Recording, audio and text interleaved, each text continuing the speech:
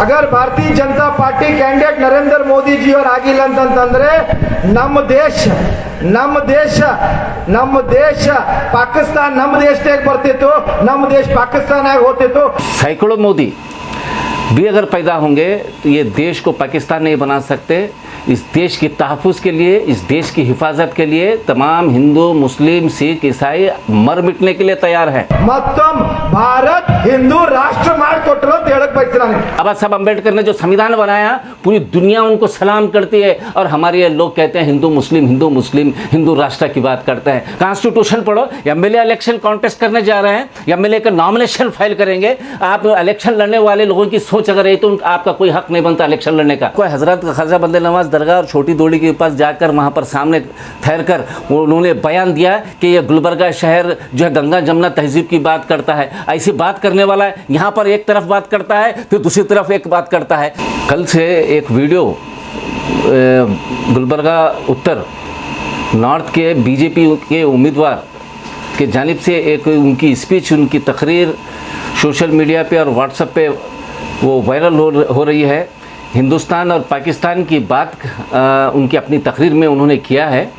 मैं उनको कहना चाहता हूँ कि ऐसे 10 मोदी, ऐसे 10 सैकड़ों मोदी भी अगर पैदा होंगे तो ये देश को पाकिस्तान नहीं बना सकते। इस देश की तहफ़्फ़ुज़ के लिए, इस देश की हिफाजत के लिए तमाम हिंदू, मुस्लिम, सिख, ईसाई मर मिटने के लिए तैयार हैं। और आप जैसे घटिया सोच रखने वाले, छोटी सोच रखने वाले, जात पात पर लोगों को बांटने वाले लोग ऐसे बयान देते हैं। मैं वो उम्मीदवार को यह कहना चाहता हूँ कि आप शायद बाबा साहब अम्बेडकर से नफ़रत करते हैं, इसलिए ऐसे अल्फाज का इस्तेमाल कर रहे हैं।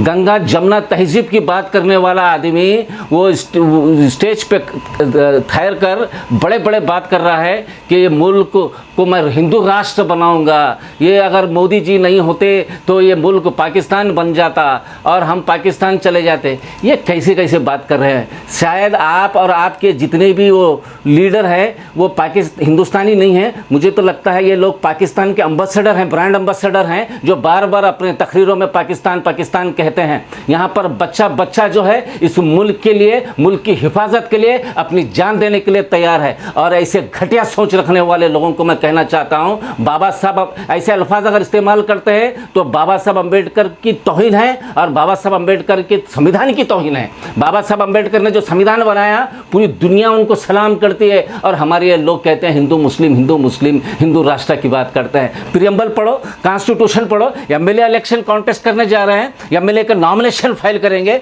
आप इलेक्शन लड़ने वाले लोगों की सोच अगर है तो आपका कोई हक नहीं बनता इलेक्शन लड़ने का, क्योंकि जब तक आप संविधान को नहीं मानेंगे आप पब्लिक रिप्रेजेंटेटिव नहीं बन सकते। ये बाबा साहब का अम्बेडकर जो है, अम्बेडकर के वहाँ पर उनको ओथ लेने के बाद ही वहाँ पर एमएलए बनते हैं। एमएलए बनने से पहले आपकी ये हालत है तो ये जाहिर होता है। तो बाबा साहब अम्बेडकर जो कॉन्स्टिट्यूशन बनाए तो सबसे पहला पेज जो प्रियम्बल आता है, प्रियम्बल में बाबा साहब अम्बेडकर ने क्या कहा?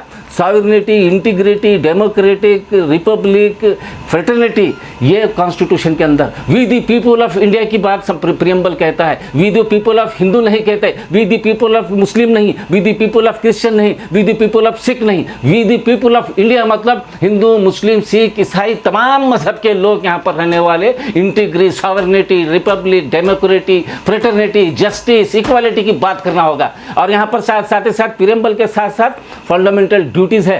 आप जाकर पहले संविधान के अंदर फंडामेंटल ड्यूटी आर्टिकल 51A खोले, किताब खोलिए, किताब खोलकर पढ़िए, कम से कम पढ़िए। सिर्फ फंडामेंटल राइट नहीं, फंडामेंटल राइट के साथ हर सिटीजन की एक ड्यूटी भी होती है जो संविधान के अंदर है। फंडामेंटल ड्यूटीज़ जो 11 फंडामेंटल ड्यूटीज़ हैं उसमें प्रोटेक्ट इंटीग्रिटी है, प्रिजर्व कंपोजिट कल्चर की बात किया गया है। फंडामेंटल कंपोजिट कल्चर का मतलब क्या है? गंगा जमुना तहजीब की हिफाजत करना होगा। गंगा जमुना की जो तहजीब इस मुल्क में है उसको प्रोटेक्ट करने की जिम्मेदारी इस मुल्क के हर शहरी की है।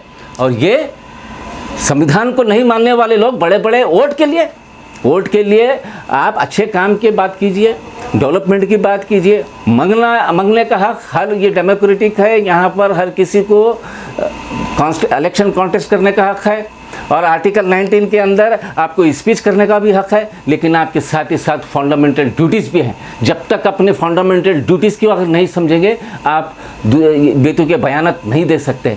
तो मैं गुलबर्गा की आवाम से कहना चाहता हूँ कि गुलबर्गा शहर, एक तरफ शरण बसवेश्वर अप्पा की जो एक टेम्पल है, दूसरी तरफ हज़रत ख्वाजा बंदे नवाज की एक दरगाह है। यहाँ पर हिंदू मुस्लिम तमाम लोग मोहब्बत से, प्यार मोहब्बत से रहते हैं। अगर किसी को तकलीफ होता है, हिंदू को अगर तकलीफ होता है, मुस्लिम जाकर ठहरता है। अगर मुसलमान को अगर तकलीफ होता है तो हमारे लिए हिंदू आकर ठहरता है। ऐसे माहौल के अंदर वोट के लिए, इलेक्शन के लिए ये लोगों के दिमाग को बांटने का काम बंद कीजिए, वरना यहाँ की आवाम, गुलबर्गा की आवाम आपको सबक सिखाएगी। उनके जो ही टिकट अनाउंस होने के बाद दरगाह को हज़रत ख्वाजा बंदे नवाज दरगाह और छोटी दौड़ी के पास जाकर वहाँ पर सामने ठहर कर उन्होंने बयान दिया कि ये गुलबर्गा शहर जो है गंगा जमुना तहजीब की बात करता है। ऐसी बात करने वाला है, यहाँ पर एक तरफ बात करता है, फिर दूसरी तरफ एक बात करता है। तो आपका स्टैंड क्लियर नहीं है, आपका नज़रिया क्लियर नहीं है। यहाँ पर एकता की एक तरफ बात करते हैं, दूसरी तरफ जात पात की बात करते हैं, तक डिवाइड करने की बात करता है। मैं जितने भी वो नौजवान हैं जो वहाँ जा रहे हैं, उनके पास